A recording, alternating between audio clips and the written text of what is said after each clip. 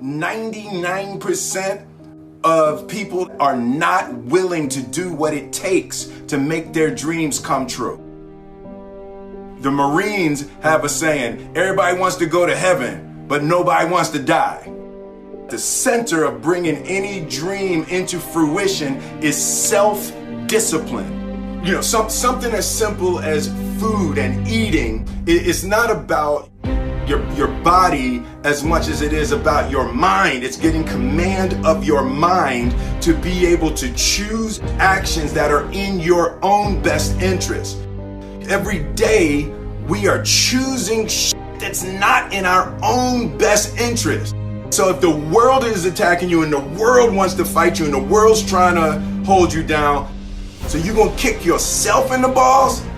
So you're gonna stop yourself from getting what you dream.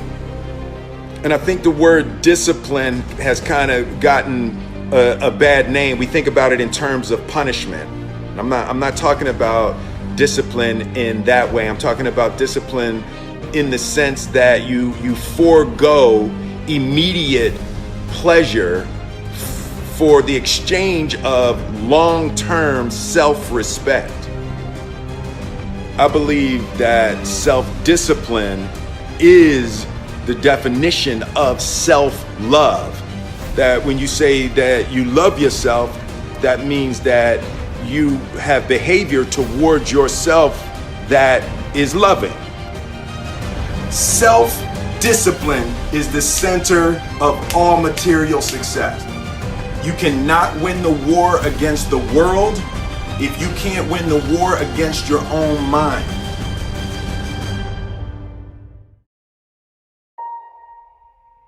Self-love is when you say to yourself, oh man, look, I know you and that girl got a real connection. I know y'all vibe, but that's your girl's cousin. So I love you too much to let you do that. It's like you say to yourself, hey man, look, I know you want to eat that pizza and it'll be really good, you know, but I can't let you eat that, man, because if you eat that pizza, you're going to feel like shit, you know, and I love you too much to let you eat that. Self-love is, hey, look, I know you got a test on Monday, you know, and I know you really want to go out with your friends. It's Saturday night, you want to go out, but if you fail that test, you're not going to feel good about yourself. You know, I love you too much to let you go out tonight.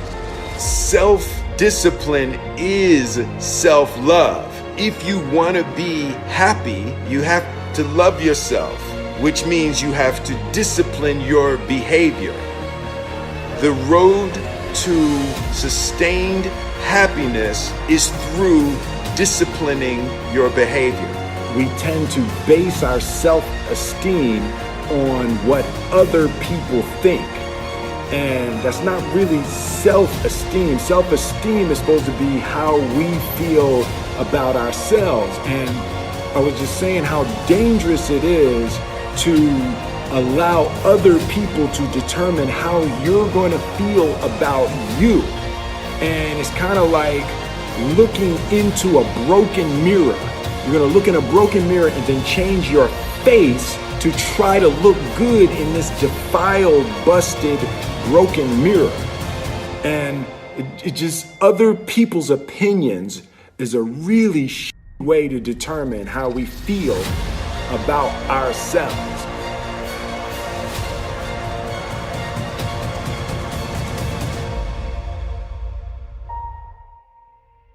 It don't matter whose fault it is that something is broken if it's your responsibility to fix it. For example, it's not somebody's fault if their father was an abusive alcoholic, but it's for damn sure their responsibility to figure out how they're going to deal with those traumas and try to make a life out of it. It's not your fault if your partner cheated and ruined your marriage, but it is for damn sure your responsibility to figure out how to take that pain and how to overcome that and build a happy life for yourself.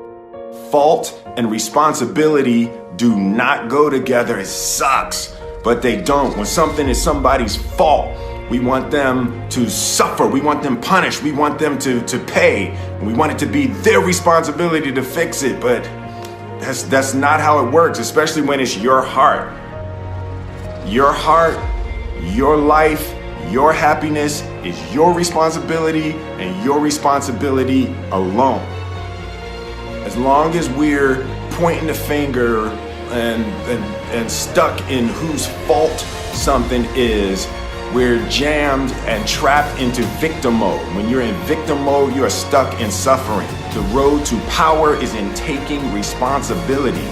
Your heart, your life, your happiness is your responsibility and your responsibility alone. You can make a person smile, you can make a person feel good, you can make a person laugh, but whether or not a person is happy is deeply and totally and utterly out of your control. The prerequisite for spending time with any person is that they nourish and inspire you. They feed your flame. Look at your last 5 text messages. Are those people feeding your flames or dousing your fire? Put your phone down for just a second and look around. Look to the people around you. Are those people throwing logs on your fire or are they pissing on it?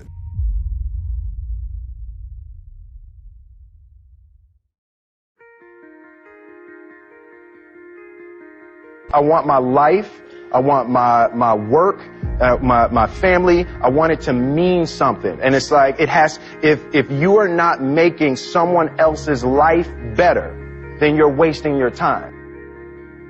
The separation of talent and skill is one of the greatest misunderstood concepts for people who are trying to excel, who have dreams that want to do things. Talent you have naturally. Skill is only developed by hours and hours and hours of beating on your craft. You don't try to build a wall. You don't set out to build a wall. You don't say, I'm going to build the biggest, baddest, greatest wall that's ever been built. You don't start there. You say, I'm going to lay this brick as perfectly as a brick can be laid. There will not be one brick on the face of the earth that's going to be laid better than this brick that I'm going to lay in this next 10 minutes. And you do that every single day. And soon you have a wall. And soon you have a wall. And I think psychologically, the advantage that gives me over a lot of people that I have been in competition with in different situations is it's difficult to take the first step when you look how big the task is.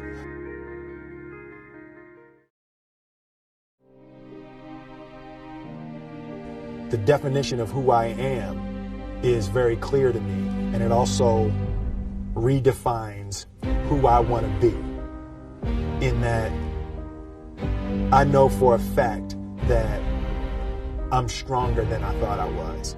You know, you can't help but ask yourself the question, what would I do if I was in Muhammad Ali's shoes?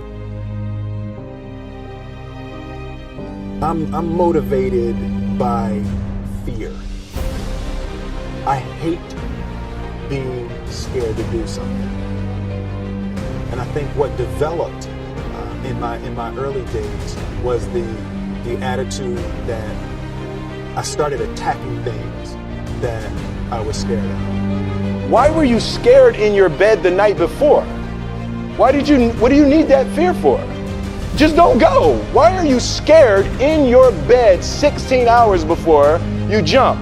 Why are you scared in the car? Why could you not enjoy breakfast? Fear of what? You're nowhere even near the airplane. Everything up to the stepping out, there's actually no reason to be scared. It only just ruins your day. You don't have to jump. And then in that moment, all of a sudden, where you should be terrified is the most blissful experience of your life. And God placed the best things in life on the other side of terror.